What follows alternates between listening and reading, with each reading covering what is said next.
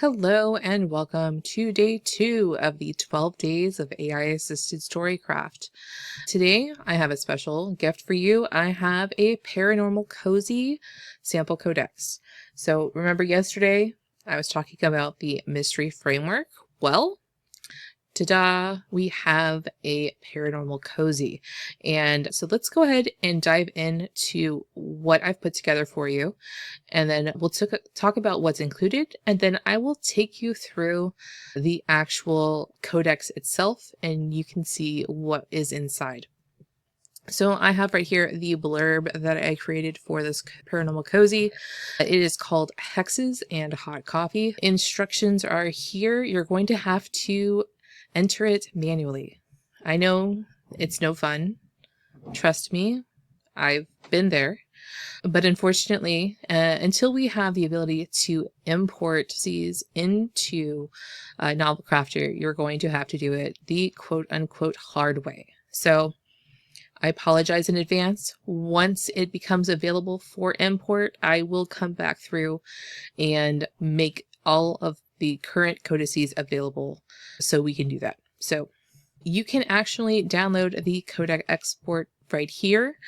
I don't recommend doing that. I recommend coming down here and using the database. And here I'll open that and do tab and you can see what we've got going on here. So we've got all of the different codex entries right here, the type of entry. So whether it is now these framework, story info, I use others for this as the type of entry type, but then I give it a name here and create a custom category. So I believe that is information on that is at the bottom here.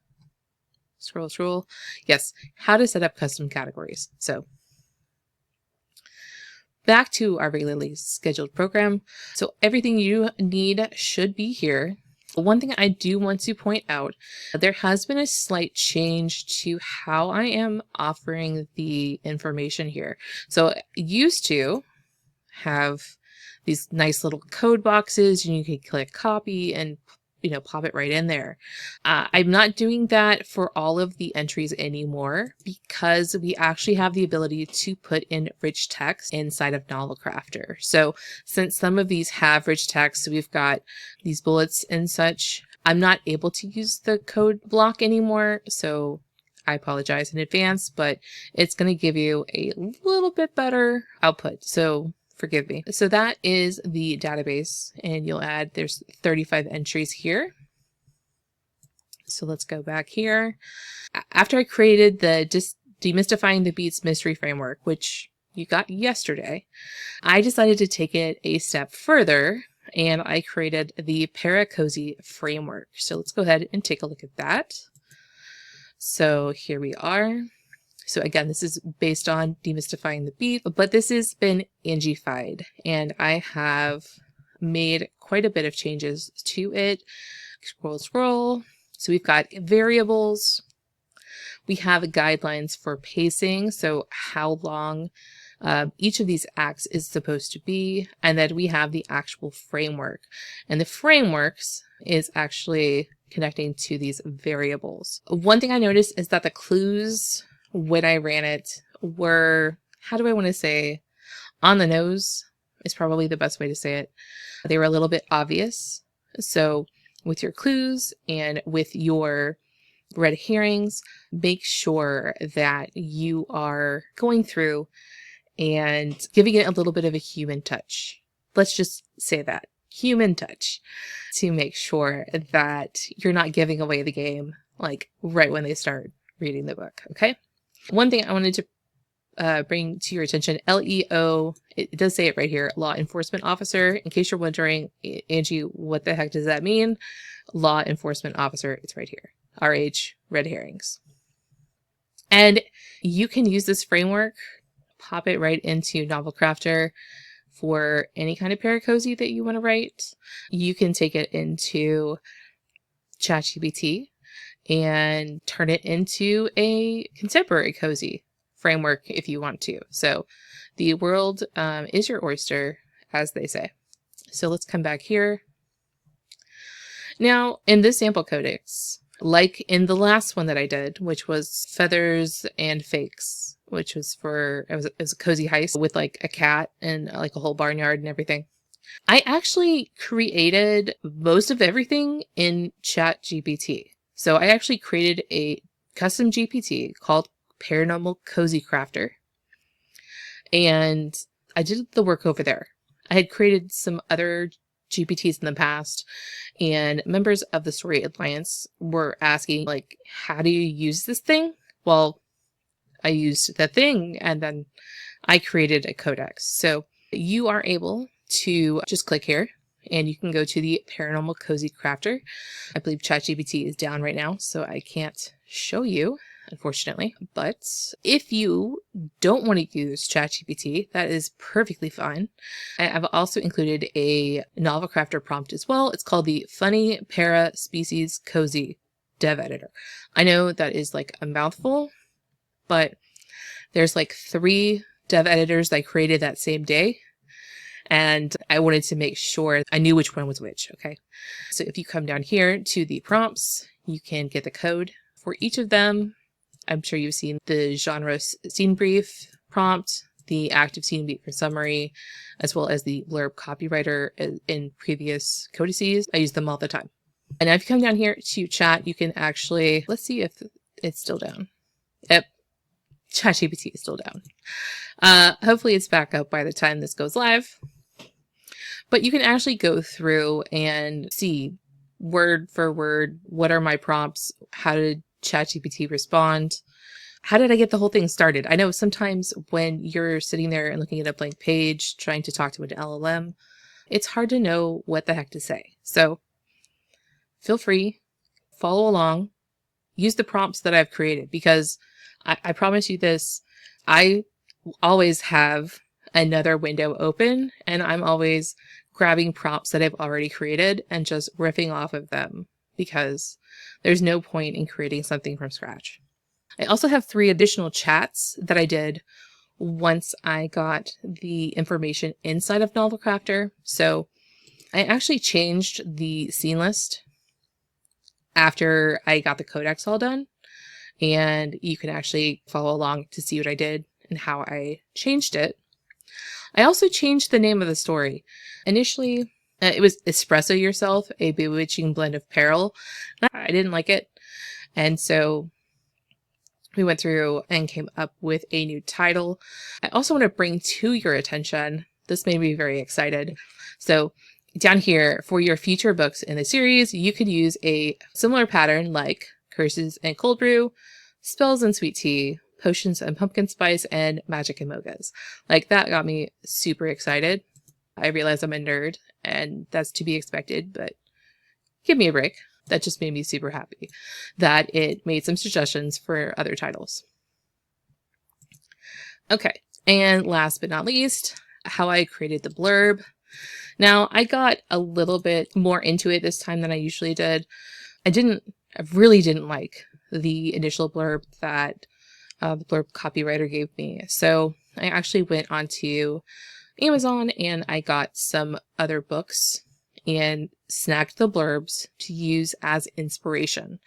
Now, keyword here is inspiration. And then it provided me with 3 versions.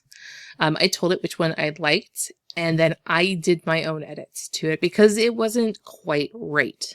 And so we came up with our final blurb right here. And you can actually see that on the main page. And yeah, there's nothing else down here just yet. So let's go into NovelCrafter, and we will take a look at how this is all set up in the program here. Remember how I said that there is custom categories? Well, this is where you come and set them up. So I've got my framework that is green. I've got my story info, which is blue. You can see them over here. So framework right here, you can see this is that new Para Cozy framework that I made. And I just literally popped it in there. Oops. We've got the hook, the pitch, the premise, and our new seed list. So this is the new one that I created inside of NovelCrafter. Coming down here, I actually labeled the people that are going to be in our story. And I'm trying to make it easier for me to remember who everybody is. So the victim, the familiar, the suspect, antagonist, the love interest. And remember I said LEO, law enforcement officer. I've got them all marked here, as well as the protagonist. And if you want to change the color of any of your characters so they're easier to see when you're either in chat or when you're writing, hit these little 3 dots and you can come down and you can change the color. So I made Marigold. I made her orange. And you can see here nicknames. Another thing I wanted to bring to your attention. So let's say Marigold, we also call her Mary, okay? But let's say that maybe just Dylan calls her Goldie. So we would need to come in here and either in Dylan or her character profile, put that only Dylan calls her Goldie. So that's just something that I was thinking about while I was creating the database earlier, and I just wanted to bring that up with you guys. Okay, we've got locations. So these are all different locations inside of the small town of Moonville. So these are rather sparse. So if you're planning on writing this, I would bump these up. We have a one lone object or item. It's our cursed coffee grinder. That is what causes the problem in the first place. Now, under lore, we've got a couple things. So we've got the founding families, and the conflict goes back to this and how the founding families and the Boones and the Hawthorns. So that's why it's relevant. If it didn't have anything to do with the story, don't put it in your codex. Otherwise, you have a bunch of stuff. If you have a series codex, that's the perfect place to put it. But if it's a codex where you're actually writing a book, it doesn't need to be there. But in this case, it definitely does need to be there.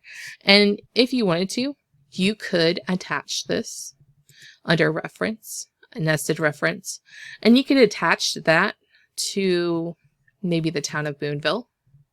That would be something that you could do. I wouldn't necessarily attach it to any of the characters themselves, but maybe if you wanted to do that. I also put in here, how does magic work? So this one, it depends on how you want to, and actually I would probably, let's go in here and we'll put in magic and I'll update the database on this. So anytime you have magic inside of Moonville, there needs to be something that governs it. And that is going to be this entry. We also have heirlooms. So this coffee grinder up here is an heirloom. I also put in here a relationship map. This is the relationships with the characters to Marigold. So as Marigold is the center, and then everyone else as they relate to her. We also put in here a entry on the role of familiars, since Marigold has a familiar by the name of Cinder. And then I also put in here spells and curses. So I only did one entry for all spells and curses, but this is something you definitely, if you wanted to, could do individually. And I've actually done that in the past. I've had a specific entry for each of the spells and each of the curses. So this is an opportunity right here for you.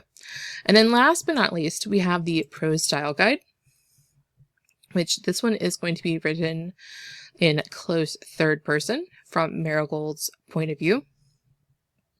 And you can go through here, you can see that we've got language, we've got subtext, inner monologue, different techniques, regular dialogue, the descriptions and setting, pacing, and that's all I have in here for now. And then we've also got the story genre. So humorous, paranormal, cozy mystery. Now, the only entries that I have marked for the AI, so these are going to be in the AI no matter what, are the story genre, the prose style guide, and the relationship map. So as of right now, these are the only things that are going to be automatically added anytime you send anything to the LLM. So I hope you guys enjoy Hexes and Hot Coffee. If you decide to write this story, let me know.